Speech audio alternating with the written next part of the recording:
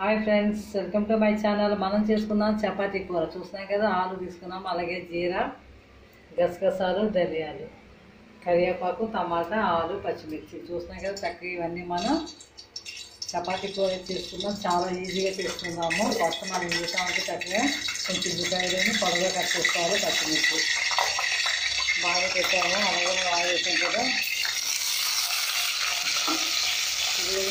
మనం oil cut చేసుకుందాము. ఆలు చూసినా కదా, ఉల్లిపాయలు చక్కగా వేస్తున్నాయి, పొడవుగా కట్ చేసుకోవాలి. పచ్చిమిర్చి కానీ ఎందుకంటే చపాతీ కూర కాబట్టి ఆలు కూడా మనం పెద్దగా కట్ చేసుకోవాలి. కరివేపాకు వేసుకున్నాం కదా, ఇవన్నీ ఉడికిలో మనం చక్కగా గసగసాలు, ధనియాలు, జీలకర్ర, కొబ్బరి వేసి చక్కగా మనం మసాలా వేసుకుందాం. చాలా ఈజీగా ఉంటుంది. చూసిన ఫ్రెండ్స్, చక్కగా మనకి ఆలుగడ్డ, ఉల్లిపాయలు, అలాగే పచ్చిమిర్చి, కరివేపాకు చక్కగా మనం కొంచెం వాష్ చేస్తే బాయిల్ అయిపోతుంది.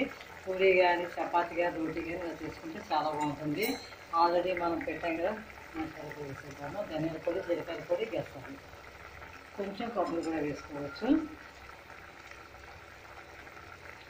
అలాగే ఉప్పు, కారం, పసుపు, కారం పొడి వేస్తాను నేను. ఇంట్లో కారం పొడి ఉంటే కారం పొడి వేసుకోవచ్చు, టేస్టీగా ఉంటుంది.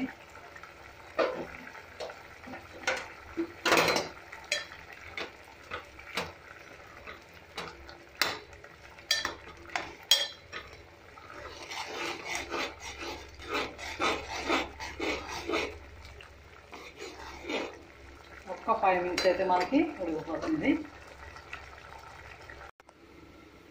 చూద్దామా ఫ్రెండ్స్, మనది పూరీ కర్రీ ఎంతవరకు వచ్చిందో చపాతీకి.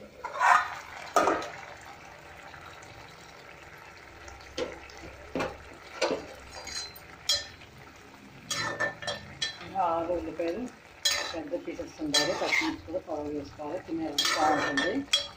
చూసినా కదా, ఇలా గ్రేవీగా కూడా దించేసుకోవచ్చు.